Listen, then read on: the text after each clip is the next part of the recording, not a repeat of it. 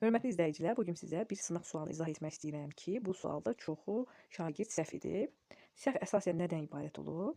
Burada görürük biz klaster var. Sadəcə olaraq uşaqlar klasterinin burada yazılan hissəsinə fikir verməyiblər ki, burada düzgün yazılıb yoxsa yanlış yazılıb. İndi bir sual oxuyaq. Nümunə ilə bağlı verilən fikrə əsasən klasteri tamamlaya bilənləri müəyyən edin. Özünün mənlə sarsıldığını, köməksiz bir adam kimi acizləşmək üzrə olduğunu heç kimə bildirmək istəmirdi.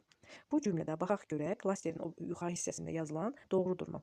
Burada yazılıb şəxs təyini qeyri-müəyyən əvəzliklə işlənib. Biz baxaq əvəzliklərə. Burada var özünün təyin əvəzlik, təyini var. Sonra heç kəsə qeyri-müəyyən əvəzlik ilə 2 əvəzlik var. Amma şəxs əvəzliyi biz burada görürükmü? Görmürük. Mənlə sözü əvəzlik deyil. Ona görə buradakı fikir yanlış olduğu üçün biz aşağıdakı cavablardan da yanlış seçməliyik ki, bu klaster tamamlansın. 1. Say əşyanın konkret miqdarını bildirir. Burada var köməksiz bir adam. Köməksiz neçə adam? Bu bir sözü burada say yox, ədatdır. Biz bunu necə fərqləndiririk? Əgər bu say bənzər söz sifət və ismin arasındadırsa, bu say olmur.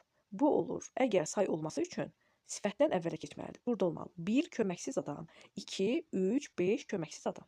Yəni, əgər sifət və isim varsa, ondan əvvələ keçməlidir say. Amma ortadadırsa, deməli bu ədatdır. Burada, deməli bu doğru, yəni klasterə yazılası fikirdir, yanlışdır və klasterə yazmalıyıq 1-i. Çünki burada konkret miqdar bildirən say yoxdur.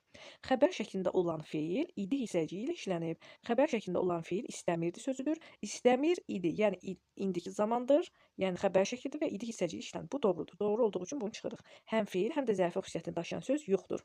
Həm feil, həm də zərfin xüsusiyyətini daşıyan söz nə deməkdir? Yəni feili bağlama. Feili bağlama varmı? Baxaq. Sarsıldığını feili sifətdir. Acizləşmək üzrə olduğunu bildirmək istəmirdi. Burada feili bağlama yoxdur. Bu doğru fikirdir. 3-ü də çıxırıq. İsim konkretdir, qeyri-müəyyən tərslik haldadır. Burada isim hansıdır? Adam konkretdir.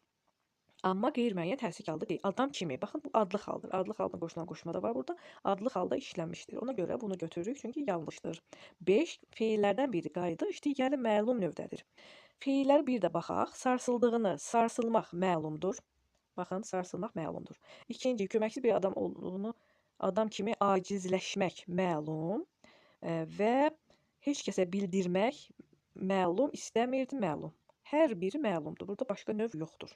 Ona görə bu da yanlışdır. Cavabımız oldu 1, 4, 5. Bu da oldu A bəndi.